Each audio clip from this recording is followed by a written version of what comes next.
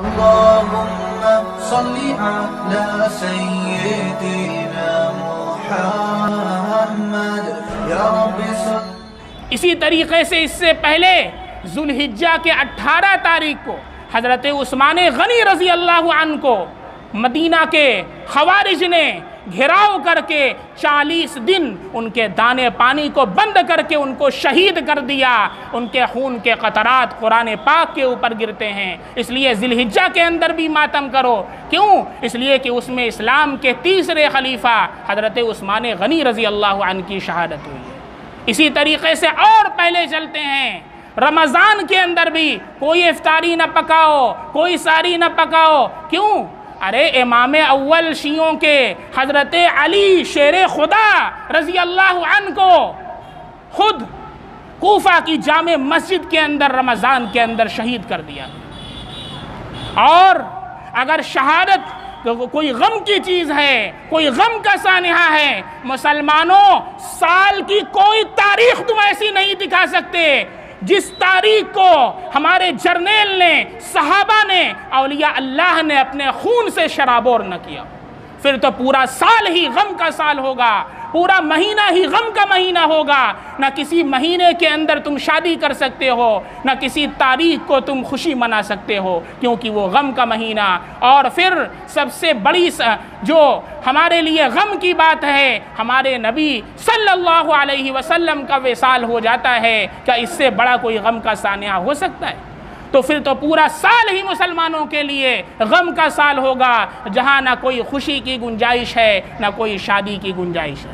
اس لیے اسلام نے اس کو ختم کر دیا۔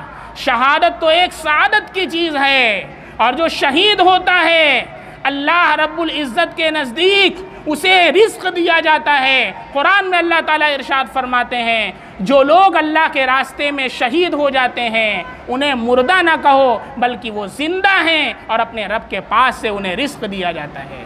اس لیے شہادت تو ایک سعادت کا مقام ہے جس پر ماتم وہی لوگ کرتے ہیں جو اصل حضرت حسین رضی اللہ عنہ کو شہید کرنے والے اور ان کو قتل کرنے والے ہیں۔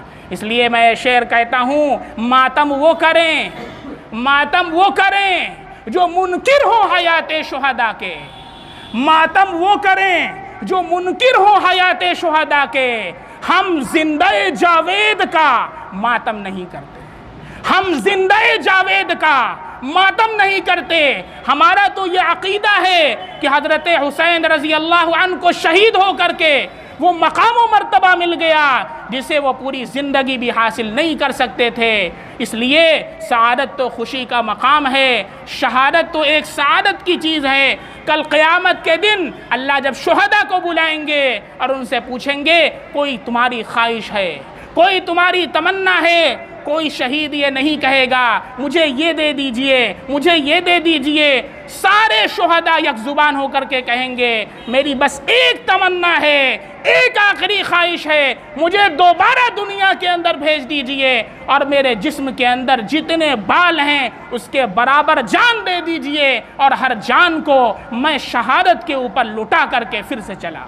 یہ شہید کی تمنا ہو، اللہ وہ مقام وہ مرتبہ عطا فرمائیں گے۔ اس لیے شہادت رونے کی چیز نہیں ہے، شہادت تو خوشی کی چیز ہے، سعادت کی چیز ہے۔ اس لیے جو لوگ شہادت کے اوپر ماتم کرتے ہیں وہ در حقیقت وہی لوگ ہیں جو در حقیقت حضرت حسین رضی اللہ عنہ کی شہادت کے اندر شریک رہے ہیں۔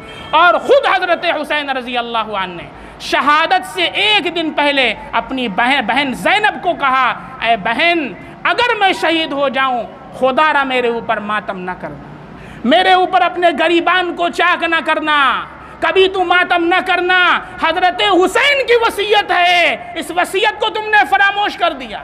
میرے نبی کا ارشاد ہے لیس منا من ضرب الحدود وشق الجیوب ودعا بدعوى الجاہلیہ۔ اللہ کے نبی کا ارشاد ہے وہ شخص ہماری جماعت سے نہیں ہے، وہ مسلمانوں میں سے نہیں ہے جو کیا کرے، من ضرب الحدود، جو چہروں کو مارے، یا حسین مار رہے ہیں، ضرب الحدود وہ ہم میں سے نہیں ہے، وشق الجیوب غریبان کو پھاڑ ڈالے، ودعا بدعوى الجاہلیہ زمانے جاہلیت کی طرح بیان کر کر کے روئے، اس کا تعلق ہم سے نہیں ہے، وہ کسی اور جماعت سے ہے۔